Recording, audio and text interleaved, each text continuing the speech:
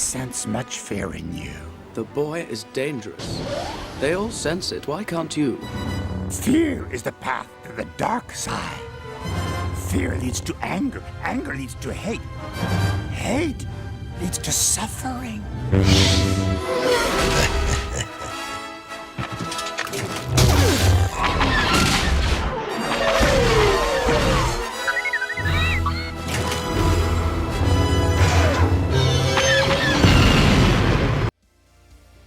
Hi everyone and welcome to Media. I recently watched a viral video discussing the best viewing order for the Star Wars movies if you're a newcomer.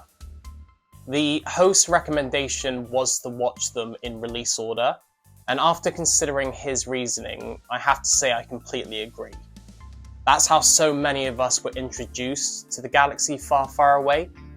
Watching the movies chronologically could spoil the mystery and excitement of the franchise's best reveals, potentially discouraging you from exploring the rest.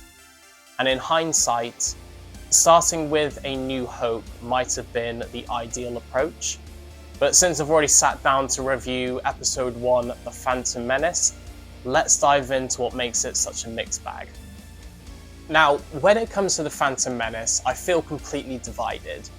I was 8 years old when this movie was released, and at that age, it was the ultimate cinematic experience. The vibrant visuals, flashy battles, and the diverse alien species were practically designed to captivate kids. Looking back, it's clear George Lucas tailored certain characters and plot points to appeal to younger audiences, essentially to sell toys. And he succeeded. I was obsessed with my Star Wars figures, especially my Obi-Wan Kenobi and Darth Maul toys, which I would use to reenact epic lightsaber duels. The pod racing scenes even spawned the iconic Star Wars Episode 1 racer on the N64, a game that still holds up.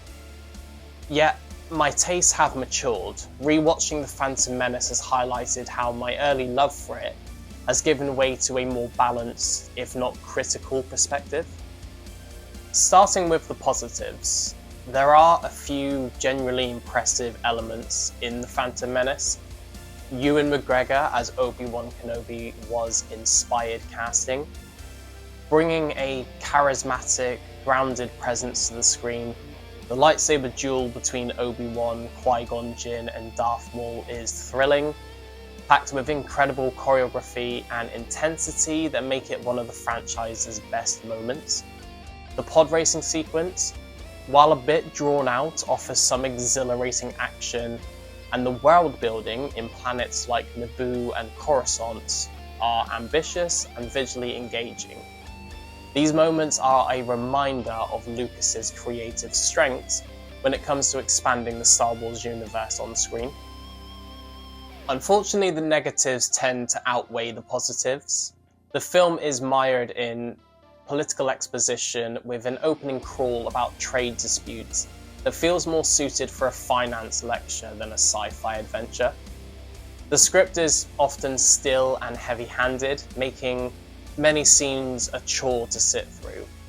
Some of the choices made are baffling, like introducing Anakin as the creator of C-3PO, or introducing the concept of midichlorians, which attempt to quantify the Force in a way that takes away from its mystical appeal. Watching it now, I'm left questioning whether these decisions enrich the story or simply added unnecessary layers. One casting choice I've always been curious about is young Anakin. Casting a slightly older actor, closer in age to Natalie Portman's Padme, could have introduced a stronger connection between the characters, setting up their relationship with a bit more plausibility. Now, Jake Lloyd does his best, but his performance feels out of place in a film that shifts so quickly between tones. And then there's the editing. Lucas's repeated use of wipe transitions can be distracting, at times making the film feel more like a PowerPoint presentation than a Hollywood blockbuster.